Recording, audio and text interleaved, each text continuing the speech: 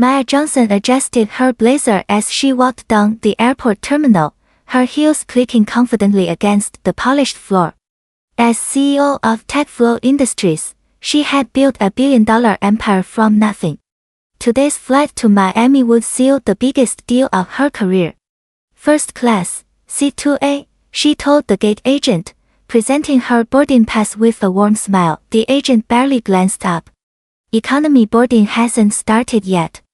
Actually, I'm first class, Maya repeated, pointing to her ticket. Inside the aircraft, Maya found her seat and settled in, pulling out her laptop. The plane buzzed with pre-flight energy. Passengers stowed their bags, chatted quietly, and prepared for departure. Excuse me, miss. A flight attendant named Sarah appeared beside her seat, her voice sharp and cold. I need to see your ticket. Maya looked up, confused. Of course. She handed over her boarding pass, the first-class designation clearly printed. Sarah studied it for an uncomfortably long time, then shook her head. This can't be right. You'll need to move to economy. I'm sorry, what? Maya's voice remained calm, but her heart began racing. My ticket clearly shows seat 2A, first class. Ma'am, please don't make a scene. Just gather your things and move to the back. Other passengers turned to watch. Some pulled out their phones, sensing drama. Maya felt dozens of eyes on her, judging, assuming, deciding her fate before knowing the truth. I paid for this seat, Maya said firmly. My company booked it 3 weeks ago. I'm not moving. Sarah's face flashed red. Security. She called out sharply. 2 uniformed officers boarded the plane within minutes. Their heavy footsteps echoed through the cabin as they approached Maya's row. Ma'am, we need you to come with us, the first officer said. For what exactly? Maya asked, her voice steady despite the humiliation burning in her chest. Disrupting the flight. Maya stood slowly, gathering her belongings with dignity intact. Every passenger watched as she walked the aisle of shame, her head held high. Behind her, she heard whispers, murmurs, and the distinctive sound of phone cameras recording her exit. The airport security office felt cold and sterile.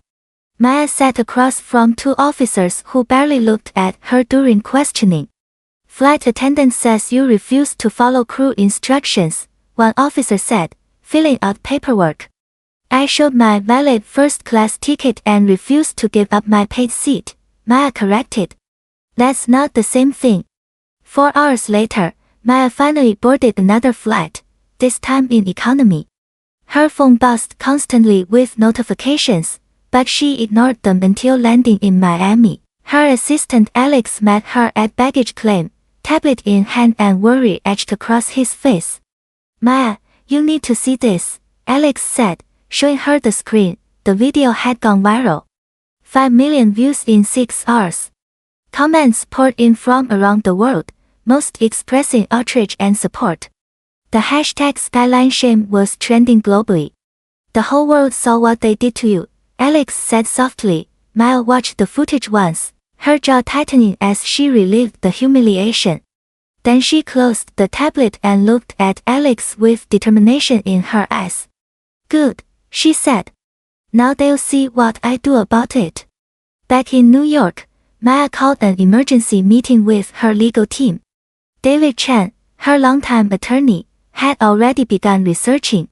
This isn't isolated, David said, spreading documents across the conference table. I found 12 similar incidents with Skyline in the past 2 years. All involving black passengers in first class. Maya studied the files, her anger transforming into cold, calculated purpose. What are our options? Class action lawsuit. Discrimination, emotional distress, violation of civil rights. But Maya, David paused, this will be a long fight. They have armies of lawyers. So do I, Maya replied. And I have something they don't. What's that? The truth. And 800 million reasons to make sure this never happens again. David smiled for the first time that day. Let's make history. Within a week, Maya had assembled a team of the country's top civil rights attorneys. Victims came forward from across the nation, each with similar stories of humiliation and discrimination. The courtroom battle lasted 8 months. Skyline's executives squirmed under cross-examination as evidence mounted.